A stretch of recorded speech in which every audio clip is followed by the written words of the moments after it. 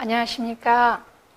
오늘 강의를 맡은 강동성심병원 상담간호사 윤희옥입니다. 오늘은 건강하게 생활하기에 대해서 여러분들과 함께 나누겠는데요. 목차를 통해서 한번 보시겠습니다. 나는 내 편일까? 생각과 치료, 감염과 나. 처음 알았을 때 어떡하지? 병원에서 내가 받는 검사들, 다른 건강 문제가 생긴다면 진료비 지원, 치료제 복용, 직장 내 건강검진, 군대 관련 사보험, 또 기타 도움받을 수 있는 기관들에 대해서 알아보도록 하겠습니다. 나는 내 편일까?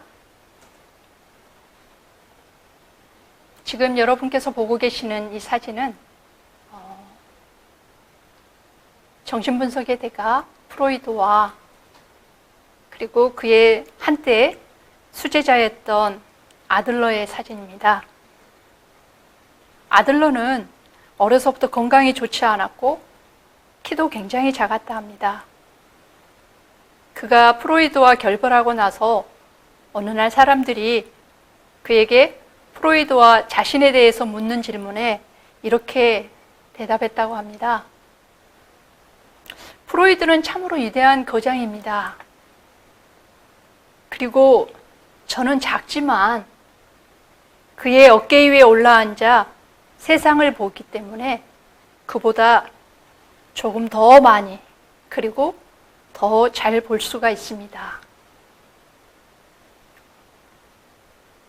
또 그는 이런 말도 했습니다.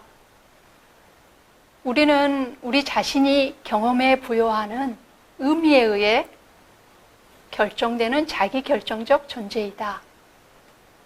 의미는 상황에 의해서 결정되는 것이 아니며 우리가 상황에 부여한 의미에 의해서 우리는 스스로를 결정한다. 이런 비슷한 생각들, 우리의 생각에 의해서 감정과 행동이 결정이 되어서 나타난다는 말들을 동서고금을 막론하고 많은 이들이 말해주고 있습니다.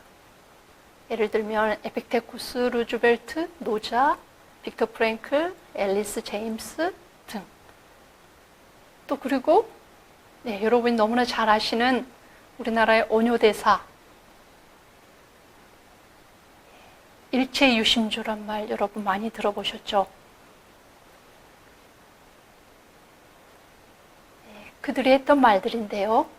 인간은 사물로 인해 고통받는 것이 아니라 그것을 받아들이는 관점으로 인해 고통받는다.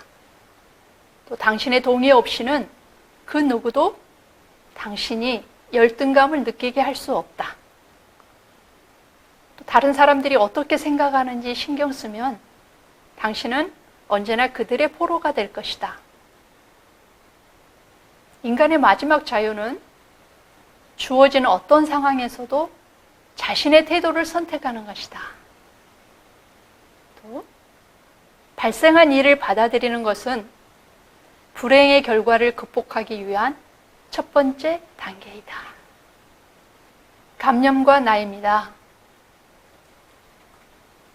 우리가 살아오면서 겪지 않았으면 하는 일들을 종종 경험하며 아프게 지내온 시간들이 있습니다. 또 훗날 되돌아보았을 때 그 일로 인해 얻어지거나 변화된 것들이 분명히 있다는 것도 어렵지 않게 목격합니다. 이처럼 세상에는 완전히 나쁘거나 완전히 100% 좋은 것은 없다는 것이지요.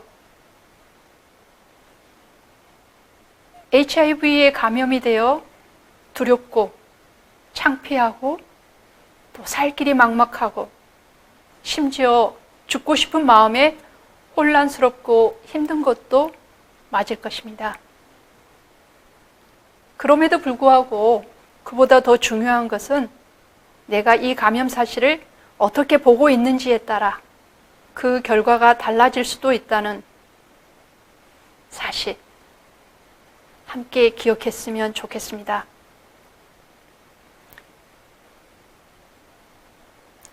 그럼 이제 내가 원하지는 않았지만 이렇게 불쑥 찾아온 이 HIV라는 손님을 맞았을 때 어떻게 하면 좋을지 같이 생각해 보도록 하겠습니다. 처음 알았을 때 어떡하지? 사람들에게 말하고 도움 요청하기입니다. 이렇게 어마어마한 사실을 알았을 때 여러분들이 내가 이걸 누구에게 말해야 되는 거 아닐까? 가족들에게 말해야 되지 않을까? 가까운 사람에게 말해서 조심해야 되지 않을까? 이런 염려를 하시는 경우도 많이 있습니다. 하지만 이 사실에 대해서 모두에게 말은 하지 않아도 됩니다. 그리고 HIV 감염인의 근무가 제한되는 직종에 종사하는 경우가 아니라면 사업주에게 반드시 이야기할 필요도 없습니다. 그리고 여러분이 원하지 않는다면 누구에게든지 전혀 말할 필요는 없습니다. 그러나 여러분이 혹시 이해를 받을 수 있다면 부모님이나 가족에게 이야기하는 것은 궁극적으로 여러분이 감염민으로서 건강관리를 지속하는데 큰 도움이 될 것입니다. 하지만 이것도 쉽지는 않죠. 그랬을 때 이제 여러분이 도움을 청할 곳이 또 있는데요. 병원을 선택하는 때 여러분이 좀 고려하시면 좋을 일들이 있습니다. HIV 감염 이후에 감염 사실을 받아들이고 건강하게 살아가는 것이 매우 중요합니다. 이때 의료기관 상담 간호사가 배치되어 있는 병원에 여러분이 내원하는 것이 매우 도움이 되는데요. 의료 종사자나 공무원은 업무상 알게 된 개인의 감염 사실에 대해서 비밀을 엄수해야 되는 의무가 있습니다. 특별히 또 이건 후천성 면역결핍증 예방법에 명시되어 있기도 합니다. 그리고 진료 시에 일반 환자와 함께 진료를 받기 때문에 HIV 감염 사실이 특별히 알려지지 않습니다. 그러니까 똑같은 루트로 똑같은 방식으로 진료를 받으신다는 거죠. 다음은 내가 병원에 갔을 때 받는 검사들입니다. 처음에 가면은 굉장히 많은 양의 혈액을 뽑는다고 이렇게 걱정하시는 분들도 계십니다. 이때 주로 하는 검사는 우리가 흔히 말하는 면역세포, CD4 세포수를 검사를 하고요. 그리고 혈장 내에 있는 HIV RNA 검사를 합니다. 그리고 약제 내성 검사, 일반 혈액 검사, 일반 화학 검사 이런 걸 통해서 간 기능 검사나 당뇨 검사, 지질 검사를 할 수 있고요. 또 간염 바이러스 검사, 또 소변 검사를 할 것이고, 또 흉부 X선 검사, 또 기회 감염에 대한 검사, 또 기타 성병 등에 대해서 처음 방문하셨을 때 주로 하실 겁니다. 그리고 이제 약을 드시게 되면서도 계속 면역세포 검사나 바이러스 수치 검사나 일반 혈액 검사, 일반 화학 검사, 간 기능 검사, 당뇨 검사, 지질 검사 이런 것들은 계속 하시면서 점검을 하면서 약제를 복용하시게 될 겁니다. 그런데 이제 하다가 치료를 받다가 뭔가 바이러스가 억제가 안 된다거나 이제 그런 경우가 간혹 있는데 내가 약을 소홀히 먹었다거나 그랬을 때는 분명 이런 일이 생길 수가 있고요. 그리고 특별히 약제에 대해서 내성이 생겼을 때 바이러스 수치가 올라올 수가 있습니다. 이럴 때는 다시 약제 내성 검사라든가 바이러스 수치 이런 검사를 다시 하게 됩니다.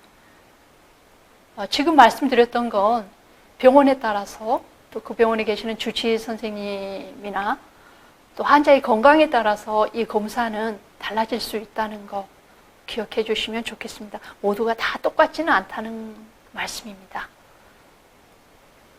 다른 건강 문제가 생긴다면 어떻게 해야 될까요? 내가 동네 병원에 가서 아니면 내가 잘 알고 있던 병원에 가서 하는 게 좋을지, 어떻게 하는 게 좋을까, 이런 고민이 생기게 됩니다. HIV에 대한 이해가 낮은 동네 병원에서 혹시 수술을 하거나 다른 치료를 받게 됐을 때 수술 전 검사를 통해서 HIV 감염 사실을 병원에서 알게 되고 또 그렇게 됐을 때 그걸 이유로 해서 이제 큰 병원 가서 하라면서 치료를 거부하거나 해주지 않는 경우가 있습니다. 현재 다니고 있는 감염내과를 통해 내가 진료를 보고자 하는 필요한 진료를 보고자 하는 해당 과에 협진을 요청을 합니다. 그렇게 되면 해당 과에서는 협진 의뢰서를 통해 이미 HIV 감염 사실을 통보를 받게 되는 거죠. 그래서 내가 가서 별다른 설명, 거기에 대한 추가 설명을 하지 않아도 되는 거죠. 그래서 불필요한 감염 사실을 노출하지 않아도 되고 또 불편한 상황 없이 치료나 수술이 가능하게 되는 겁니다. 이렇게 협진을 했을 때는 HIV 감염인 당사자의 건강 상태를 가장 잘 알고 있는 주치의를 통해서 수술 및 치료가 의뢰되기 때문에 HIV 감염인의 건강에 도움이 되겠습니다.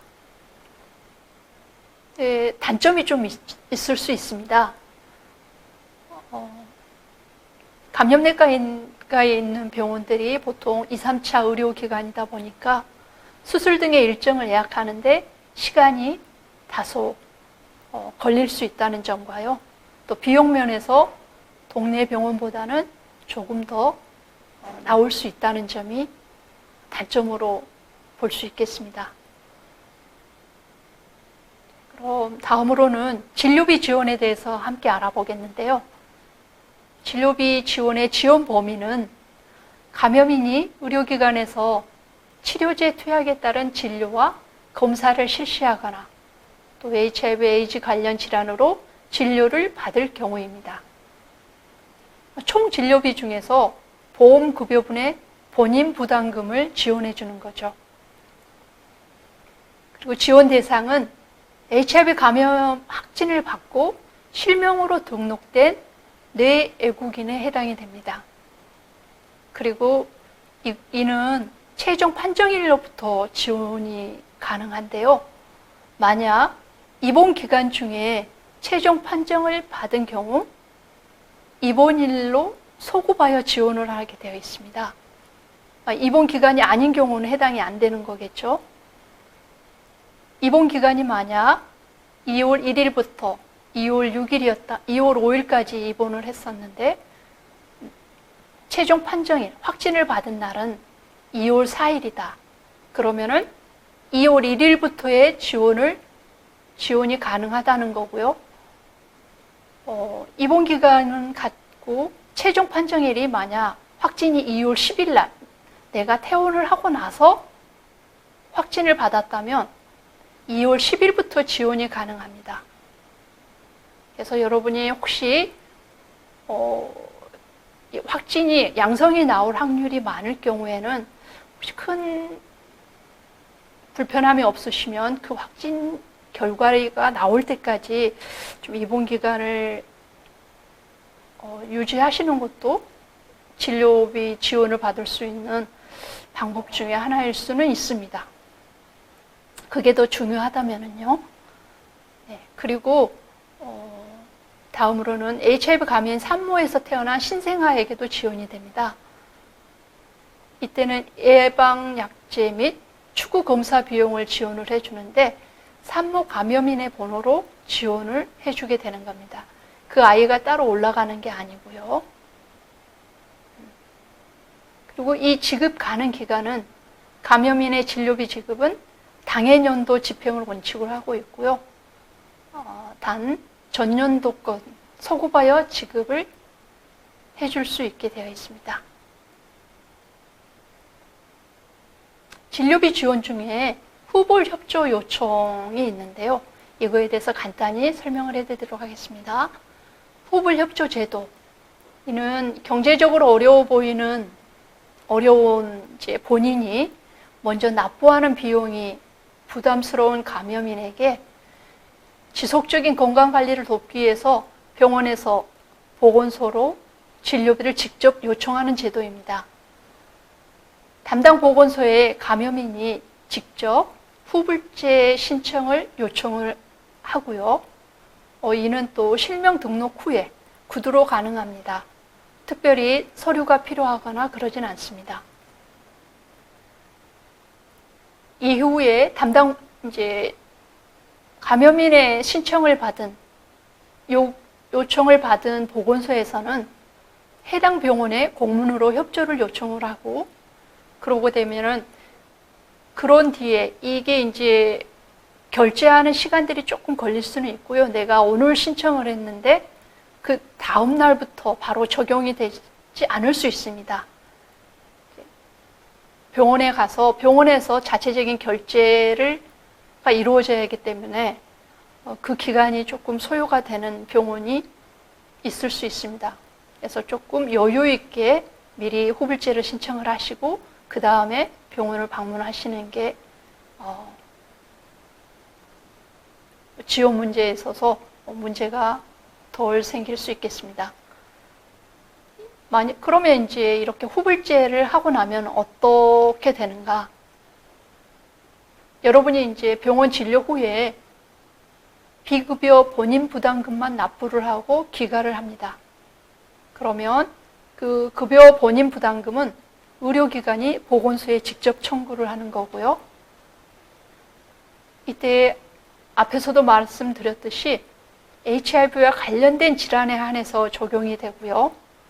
또 입원 치료에 따른 비용일 경우에는 의료기관에 따라서 본인이 먼저 계산하고 나중에 보건소에 영수증을 제출해서 직접 청구하여 환불받는 경우도 있습니다. 이건 병원마다 조금 다를 수 있다는 것. 그리고 후불제를 하지 않은 병원도 있다는 걸 여러분이 미리 아시고 보건소에 알아보고 결정을 하시는 게 도움이 되겠습니다. 자, 이런 절차를 마치고 진료를 보고 치료를 시작을 합니다. 항바이러스제를 복용을 시작을 하는 겁니다. 몇 가지 지켜야 할 것들이 있죠. 처방하지 않는 다른 약과 함께 복용하지 않는다는 거, 정확한 약을 복용한다는 거고요. 그리고 정확한 시간에 맞추어 약을 복용하고 한 번 약 복용을 잊었다고 해서 약을 복용하지 않았던 것까지 한꺼번에 2배의 용량을 복용하지는 않습니다. 하지만 1시간, 2시간, 3시간 내가 좀 놓쳤다 했을 때는 그때라도 그 전에 먹었어야 되는 그 약을 드시는 건 괜찮습니다. 그리고 무엇보다도 주치의의 처방에 따라서 약의 복용 방법을 준수해서 복용을 하시는 겁니다. 어떤 약들은 식사를 하면서 이렇게 복용을 하는 게 있고요. 공복에 먹어야 되는 약들이 있고요. 약제에 따라서 조금씩 다르기 때문에 내가 처방받을 때 아마 의사 선생님이 잘 설명을 해 주실 겁니다. 그리고 이 약제들이 최상의 효과를 내기 위해서는 95% 이상의 복약 순응도가 필요한데요. 여기서 말하는 복약 순응도, 95% 이상의 복약 순응도가 되기 위해서는 우리가 30일 기준으로 했을 때 28.5일 이상 복용을 해야 합니다. 그러니까 하루 반, 그러니까 한 번 1.5회, 그러니까 2달에 3번이겠네요. 60일이라고 했을 때 3번 이상을 빠지게 되면은 95%가 되지 않습니다. 그렇게 됐을 때 약제의 그 효과가 좀 떨어질 수 있다는 그런 의미겠습니다. 이제 치료제 복용을 하면서 다른 약들과 복용 시의 주의점에 대해서 잠시 이야기를 드리겠습니다. 다른 약들과 복용할 시 최소 2~3시간 이상의 시간적 차이를 두는 것이 좋습니다. 그리고 이때 복용해도 되는 약과 또 주치의 선생님과 상담이 꼭 필요한 경우들이 있는데요. 감기약이나 중이염, 편도선염 등 이런 약들, 그리고 두통제, 소화제, 비타민제 등은 일반적으로 함께 복용해도 되는 걸로 되어 있고요. 주치의와 상담이 필요한 경우가 있는데요. 이때는 DUR에 상충되어서 이렇게 중복되지 않는 약제를 선택하게 되어 있습니다. 그리고 위궤양 등의 치료제, 지산제, 심장 관련, 신경과, 정신건강의학과와 관련된 약제를 복용하실 때는 주치의와 꼭 상담이 필요하시겠습니다. 그리고 한약 및 건강보조식품에 관한 건데요. 건강보조식품일 뿐 이게 HIV 치료제는 아니라는 것이죠. 대표적인 게 이제 홍삼이 있는데 이 홍삼의 경우에는 일부 약제의 혈중 용도를 낮출 수 있다는 연구 결과가 있기 때문에 반드시 주치의와 상담하신 후에 결정하시기 바랍니다. 그리고 또 하나 참고로 알아두시면 좋을 건요. 수면 내시경을 실시할 때 젠보야라든가 스트리빌드를 복용하고 있는 경우에 이 약제로 인해서 수면제 약물 농도가 높아져 수면 효과가 너무 지속된다든지 쇼크를 일으킬 수 있는 경우가 있다고 합니다. 그래서 주의해 주시기 바랍니다. 다음은 직장 내 건강검진에 관해서인데요. 일반적으로 체온검진을 어느 곳에서든지 받아오라고 하면 HIV 검사 항목은 보통 없습니다. HIV 검사는 필수 항목이 아닌 선택 항목인 거죠. 하지만 만약 지정병원을 알려준다면 검사 항목에 HIV 검사가 있는지 확인할 필요가 있고요. 또 검사 항목에 HIV가 없을 경우에는 그냥 검진을 진행하시면 되고, 검사 항목에 HIV가 있을 경우에는 검사 결과 통지 방법을 확인을 하시고요. 그리고 회사에 통지가 된다고 할 경우에는 이게 본인에게만 통보할 수 있게 되어 있습니다. 그 결과에 대해서는 회사에는 직접 그 결과를 보내지 않는 걸로 되어 있습니다. 이게 후천성 면역 결핍증 예방법에 나와 있기 때문에 그 예방법을 근거로 해서 본인에게만 통보를 해줄 수 있도록 요청을 하실 수가 있습니다. 그리고 이런 이야기를 직접 하기가 어려운 경우에는 보건소나 질병관리본부에 요청을 하실 수가 있고요.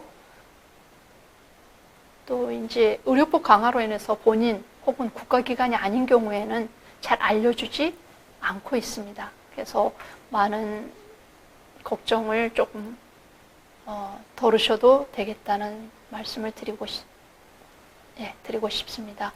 그리고 모든 근로자는 2년마다 1회 또는 1년마다 1회의 정기 신체 검진을 받고 있죠.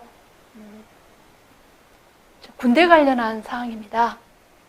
2007년부터 징병 신체 검사 시에 HIV 검사를 포함하여 감염인의 입대를 원칙적으로 제한하고 있습니다. 국방부령 제851호 징병 신체 검사 등 그 규칙에 나와 있고요. 제11조 질병 심신장애의 정도 및 평가 기준에 따라 6급에서 면제로 변경이 되었습니다. 그리고 군대에서 이제 HIV 검사를 실시하는데 징병 검사 때와 또 자대 배치 후에 이렇게 실시를 합니다. 그리고 나중에 이제 예비군 훈련과 민방위 훈련에 있어서 어떻게 조치를 취할 수 있는지 한번 보겠습니다. 예비군 훈련에 대해서는 해당 보건소장의 감염 확인서 또는 진단서를 병무청 동문과에 제출을 하시게 되면 모든 훈련이 면제가 됩니다. 여러분이 하지만 이건 선택사항입니다. 꼭 그렇게 해야 되는 건 아니고 꼭 그렇게 하지 않아야 되는 것도 아닙니다. 그리고 민방위 훈련에 있어서도 훈련시마다 소견서 또는 진단서를 주민센터에 제출을 하시게 되면 그 해당 시기에 훈련에 대해서는 면제를 받을 수가 있다고 합니다. 그리고 현역 군인이나 직업 군인인 경우에 HIV가 확진이 되었다 했을 때는 의병제대 처리를 해서 처리로 이제 제대를 하시게 되는 거고요. 공익 요원이었을 경우 소집 전에는 현역 군인과 동일하게 처리가 되는 거죠. 의병 제대 처리가 자동으로 되는 거고요. 하지만 소집 후에는 근무 중에 감염 사실이 확인되었다면 근무 기간의 장이 지방병무청에 재검을 요청하고 그 결과가 확인되면 소집을 면제받게 됩니다. 또 많이 궁금해하시는 것들이 사보험 관련한 건데요. 긍정적인 소식은 아니지만 알아보도록 하겠습니다. HIV뿐 아니라 다른 질병에 대해 진단을 받은 이후부터는 건강과 관련된 보험 가입이 불가합니다.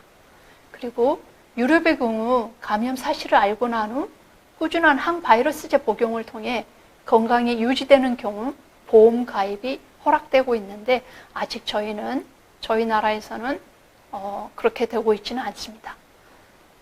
그리고 감염 이전에 가입한 보험이다 하더라도 보험회사 혹은 보험 상품이 HIV의 면책 질환으로 된 경우에는 원칙적으로 보상이 불가합니다. 그리고 감염 사실을 숨기고 가입을 할 경우 가입은 가능하지만 추후 보상 시 문제가 될 수 있습니다. 이게 거짓으로 계약을 한 것이기 때문에 계약 자체가 무효가 되는 거죠. 그리고 보험 보상 시 보험회사나 보험 설계사에게 본인의 감염 사실이 노출될 수가 있습니다. 그리고 운전자 보험도 가입이 불가합니다.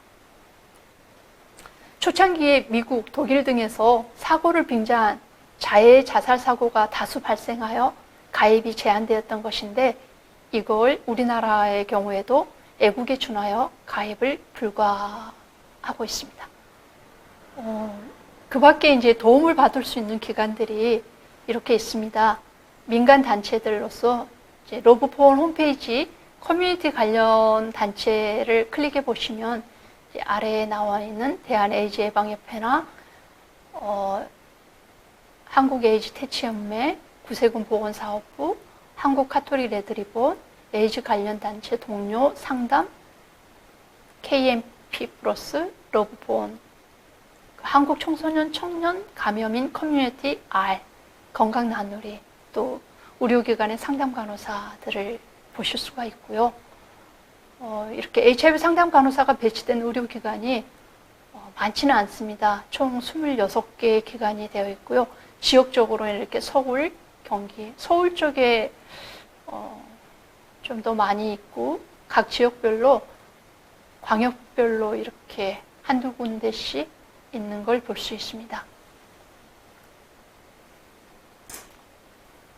이렇게 여러분들과 함께 할 수 있는 사람들, 기관들이 많이 있습니다. 그래서 여러분은 이제 더 이상 혼자가 아니라는 거 꼭 기억해 주시면 좋겠고요. 글 하나 소개해 드리면서 마무리하도록 하겠습니다. 누군가 해주기를 바라기 전에 나의 권리를 당당하게 주장할 수 있기를, 내게 찾아온 질환을 이유로 겪게 되는 차별에 소리내고 당당하게 존중을 요구할 수 있기를, 간혹 지금 나를 괴롭히는 것은 어쩌면 HIV 때문이 아닐 수 있습니다. 그동안 살아온 나의 삶의 태도가 나를 여기까지 데리고 왔을 수도 있습니다. 앞으로 맞이할 삶을 위해 변화가 필요하다면 용기 내어 변화시킬 수 있기를, 그리하여 다가올 소중한 나의 삶을 내가 곱고 따뜻하게 두 팔 벌려 반갑게 맞이할 수 있기를. 감사합니다.